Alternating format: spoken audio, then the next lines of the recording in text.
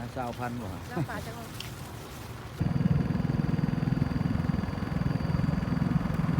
เท่าไรราคาปีรถ 3,000 3เป็นที่เบิ่งให้หน่อยเด้อซื้อในของวงจักรวุฒิก่อน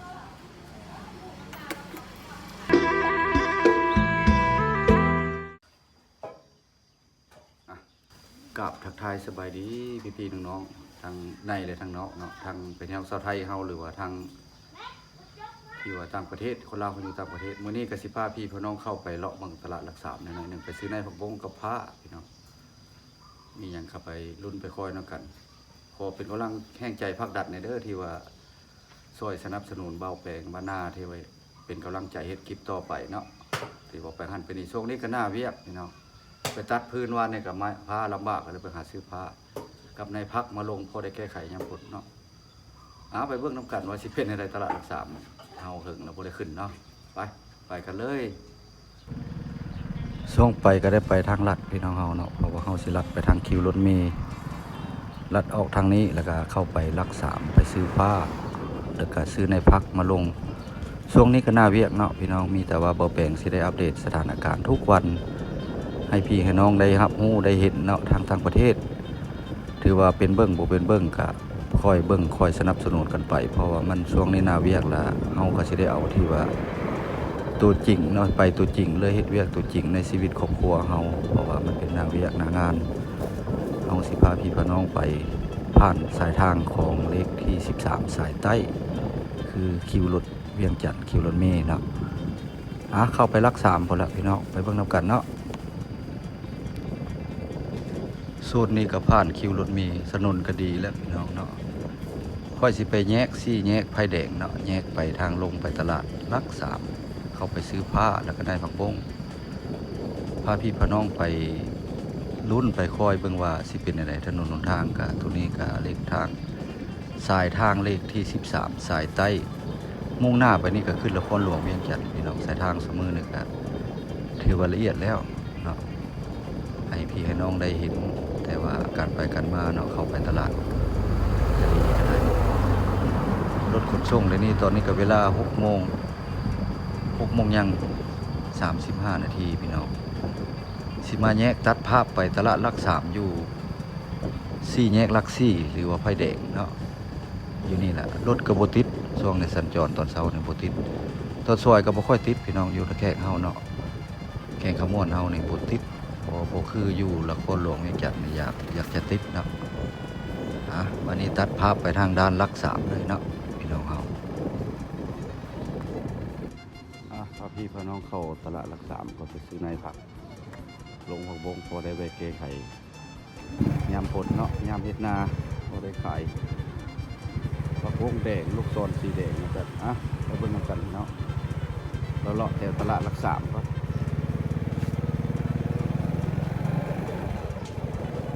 ยามเช้าก็คนบ่หลายปานใดด้านนอกกำลังเริ่มเปิดร้านสินค้าต่างๆ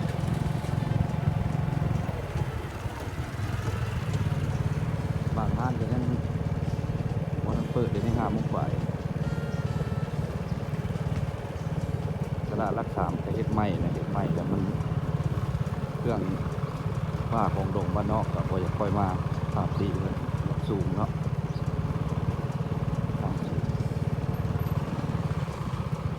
ซื้อในผักบงก่อนในผักบงจะเป็นข้าวซอยสั่งแล้วแหละ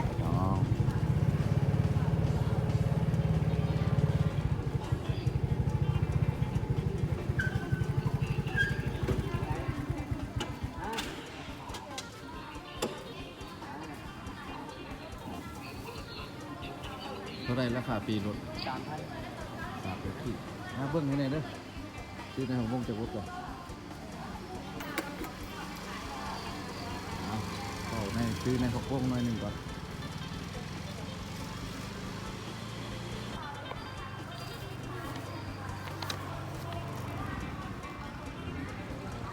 3,000 กีบครับปีรถ3,000 กีบเปิดแล้วว่าร้านสินค้าผักบงเพิ่นเปิดแล้วเนาะ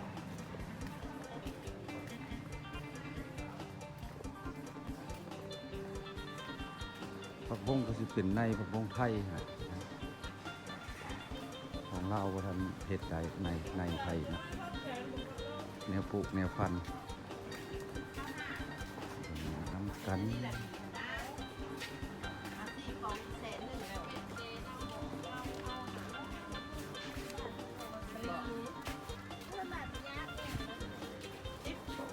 ก็มี ในผักบงลูกปลาเท่าไหร่ละ ผักบงบ่มี90มีแสน ลูกศรสีแดงแสนบ่ให้ทงนึงโลนึง ลูกศรกับน้ำเต้าแสนค่ะ เอาลูกศรสีแดงมาใส่เลย เอาโลเดียว แม่น เอาโลนึง เอาโลนึงผักบง อย่าลุ่มเขาละ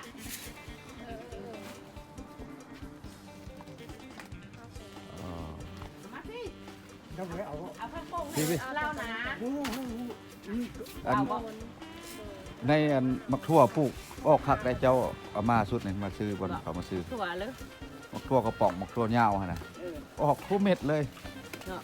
คักเพิ่นว่าเอามาสุดนี่ว่ะเพิ่นอันของตกค้างเพิ่นก็บ่อยากปาไว้ดอกเพิ่นทิ่มว่าเอามาใหม่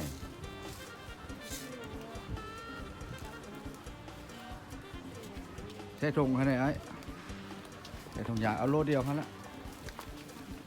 นี่คือตัวซื้ออันนั้นผ้าไอ้นี่ดูแล้วดูหน้าพอได้แก้นะพอได้แก้ไป จะหวานนะบ่ดำบ่หน้า ก็ ค่ะ มีแต่สีดำเอาเฮ็ดได้ ก็ ตา สิหวานเอา บ่ หวานแล้วเฮาได้ดูดเอาเฮาเกี่ยวเนี่ยมันดับได้ ไปหาซอกหมกผ้าก่อนมานี่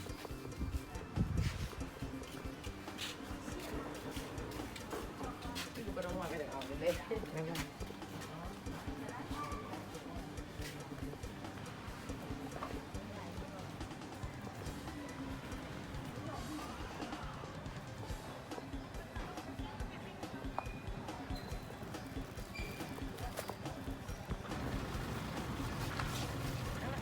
20,000บ่ฮะ น้ำปลาจะลง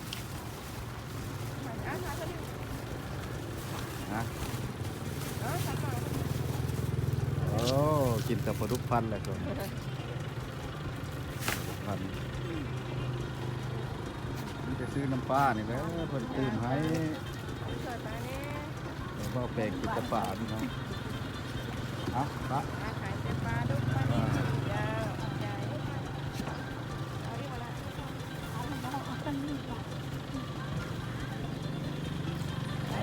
บัดนี้จะไปซื้อผ้าบัดพุ่นละหานน่ะเปิดแล้วบ่เนาะ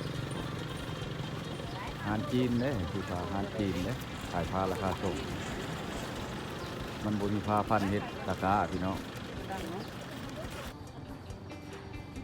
ครับสบายดีโอ้ยังบ่เปิดพี่น้องทุกคนยามเช้าหานผ้ายังบ่เปิดพอได้ไปตัดละหัวผ้าบ่เข้าอะไรวานนี่ก็ได้ฮ้อนก็ฮ้อนเดี๋ยวนี้5:30นยังบ่เปิดหานราคาส่งของสปปจีงานเปิดครับซื้อผ้าแล้วก็กลับออกไปมื้อนี้ก็สิได้เอาไม้ลงไปเฮ็ด เตรียมเฮ็ดตะกร้าฝนตกมาแล้วแม่นเฮาสิเอาเลยนาเอาตะกร้าการให้งานกับบ่ครบบ่หลายพี่น้องมีแต่2คนมีแต่สิเฮ็ดปีนี้ให้ได้งามน่ะสิดับเอานาพอได้กินระยะลูกเต้าพากันหนีไปเฮ็ดเวียกไผมันนี่ล่ะถ้าหานปีเปิดซื้อผ้าเป่าปุ๋ยเก่ายังมีประโยชน์ในขายมีใส่เข้าเป็นเป่าเวียก เป็นของไทย จะได้ซื้อเป่าอีกไปใส่พุ่น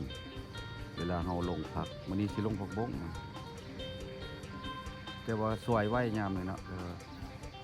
มาประสบวันลุกว่าแปลงจะได้อัปเดตสถานการณ์ทุกมื้อทุกเวลาให้พี่ๆน้องๆได้เห็นเนาะทางต่างประเทศหรือว่าทางประเทศเพื่อนบ้านนะทางประเทศไทยช่วงนี้ก็เป็นหน้าเวียกแต่สิมีคลิปสมบูรณ์แบบดีแน่บ่ดีแน่ให้เบิ่งเนาะการไปของเฮานี่แหละเนาะเดี๋ยวเห็นไข่แล้วมีห้านเดียวแล้วแหละไข่ในราคาพอดเนี่ยคือในผ้าพันบ่มีไปเบิ่งผ้านะเพิ่นก่อนค่าก็หลายตลาดรักษาสิได้กลับพี่น้องมันบ่ได้เข้าไปตลาดในอันนี้บริเวณท้ายด้านนอกให้เบิ่ง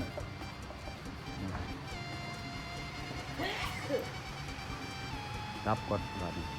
สิไปตัดภาพไปทางป่าพุ่นแหล้วเนาะทางทุ่งนาว่าสิเป็นอะไรมื้อนี้คนเอากล้าหลายบ่ตัดภาพบ่ฮอดที่ตรงไห้ตรงนาพี่น้องมื้อนี้ก็